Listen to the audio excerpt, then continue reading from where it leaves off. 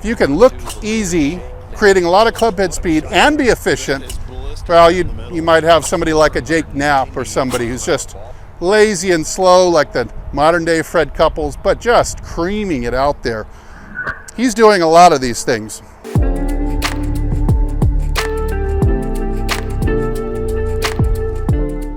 But in the release, and this is what I want you to key in on, is pulling versus throwing.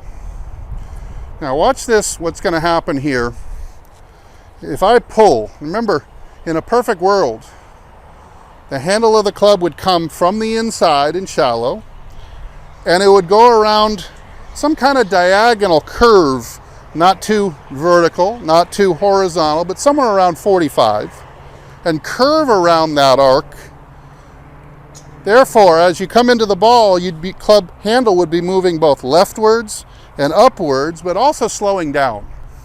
And slowing down is a big part of that. A product is how you use your snap or your wrists and your elbows in the swing.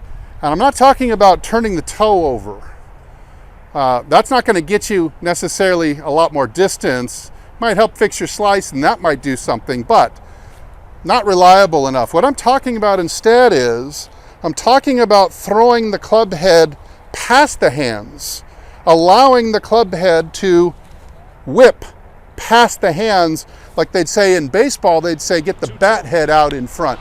That's where all the power hits come from, is when the bat head gets out in front. There's less power to be had. Nowadays everybody hits home runs this way too, but back when I was a kid, you really didn't have a lot of opposite field power hitters back then. They were caught more like this. If you're squeezing this thing and you're not letting it go, you can see what's going to tend to happen is you're going to tend to hit with an open face. You're going to which decreases your smash factor and increases your spin rate. It also will tend to drop your angle of attack downwards more, and of course we know upwards is distance, downwards is less distance. What I'm trying to feel myself do is actually, if I had no rotation, I'm trying to make the handle back up like this. So I need to do something like that with the club. See how my elbow's folding, and watch, I'll slow one down, slow this one down. You'll see how I'm actually going to make the handle back up. See, that backed up almost a foot, didn't it?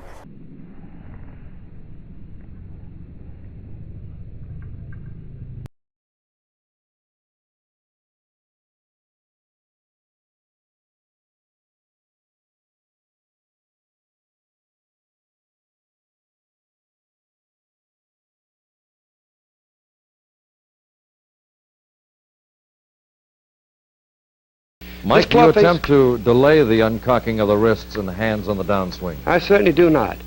This is where I get the jump on almost anyone when I try to hit the ball. When I move my weight over here and my shoulders rotate in this manner, I give the club a throw so it will catch up. Your stimulus begins right here. Everything works as a unit with the hands trying to work faster than the arms so they can take up the slack that's in the bend of the wrist, or what we call the cock of the hand. Do your hands cross over on impact? They don't cross over at impact, they cross over after impact. They're square. They're right in line. Palm on the left hand on the front of the shaft, palm of the right hand on the back of the shaft. Face square to the intended line of flight. How and important... after the... Oh, excuse me. And after the crossover, after the hit, the right hand crosses over the left hand, then the elbows fold and dump it over your back.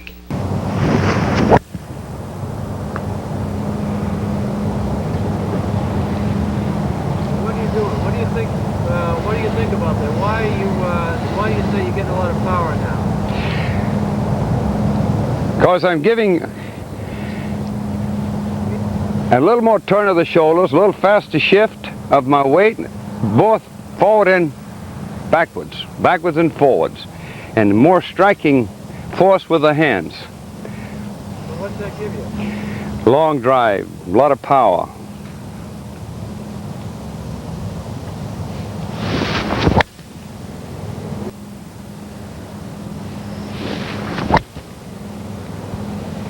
And so that leverage backwards, you can see what it does to the club head is, shoots it forward and gets it to square up, Okay, so if the club is square, not only do you hit it straight, but compared to being open, it's going to reduce the amount of spin loft in that shot. Therefore, it's going to have less spin, go farther.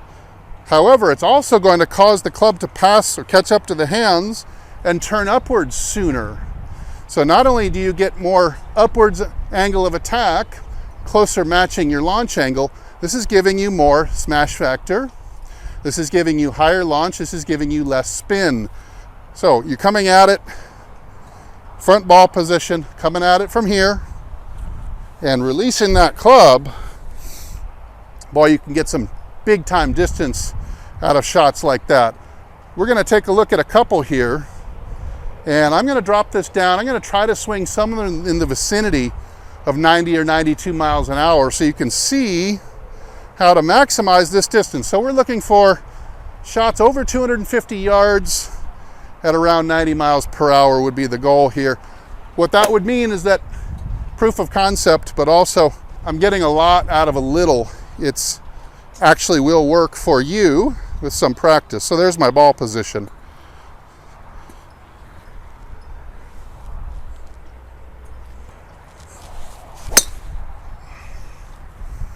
Okay, there's a real good straight one.